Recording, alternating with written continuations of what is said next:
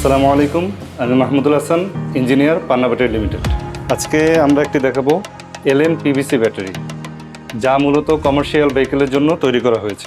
এটি সাধারণত বাস, ট্রাক এবং কাভার্ড ভ্যানে ব্যবহার করা হয়। সেক্ষেত্রে আমরা একটি ব্যাটারি নিয়েছি, যার ব্যাটারিটির নাম হচ্ছে পিভিসি 17।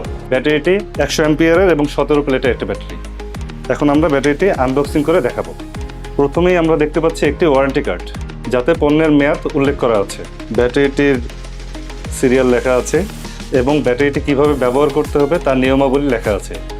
এবং গ্যারান্টি নিশ্চিত করার জন্য আমাদের পান্না ব্যাটারির সার্ভিস অ্যাপ আছে, যেটার মাধ্যমে আপনারা এই ব্যাটারিটি গ্যারান্টি কার্ড এবং গ্যারান্টি নিশ্চিত করতে পারেন।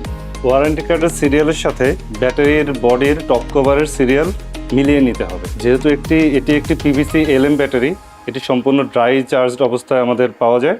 তো ব্যবহারের পূর্বে অবশ্যই এটাকে ইলেকট্রোলাইট ফিল করতে হবে। ইলেকট্রোলাইটের মাত্রা হচ্ছে 1250 স্পেসিফিক গ্র্যাভিটি। ইঞ্জিনের সিসিও অনুযায়ী সঠিক ব্যাটারি নির্বাচন করতে হবে। 24 ভোল্ট সিস্টেমের দুইটি ব্যাটারি ব্যবহারের ক্ষেত্রে একই ব্র্যান্ড এবং একই অ্যাম্পিয়ার আওয়ারের ব্যাটারি ব্যবহার করা উত্তম। এবার দেখা যাক ড্রাই চার্জ ব্যাটারিতে কীভাবে ইলেকট্রোলাইট ফিলিং করবেন। প্রথমে অ্যালুমিনিয়াম ফয়েলটি খুলে ফেলতে হবে। এরপরে দেখব ইলেকট্রোলাইটের স্পেসিফিক গ্র্যাভিটি হাইড্রোমিটার দিয়ে চেক করব এবং দেখব 1.25 স্পেসিফিক গ্র্যাভিটি আছে কিনা। ইলেকট্রোলাইট দিয়ে আমরা ব্যাটারিটি ফিল আপ করব।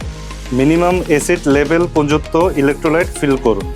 ড্রাই চার্জ ব্যাটারি অ্যাক্টিভেশনের জন্য ফিলিংয়ের পরে 30 থেকে 45 মিনিট অপেক্ষা করুন এবং এভাবেই সাবধানতার সহিত প্রতিটি ব্যাটারি ইলেকট্রোলাইট ফিল করবে। ব্যাটারিটি ইলেকট্রোলাইট সম্পন্ন করার 30 মিনিট পরে গাড়িতে ব্যাটারিটি ইনস্টলেশন সম্পন্ন করলাম। এ পর্যায়ে আমরা দেখব গাড়িটি সঠিকভাবে ডায়নামাল চার্জ নিচ্ছে কিনা এবং ওয়ারিং শর্ট আছে কিনা।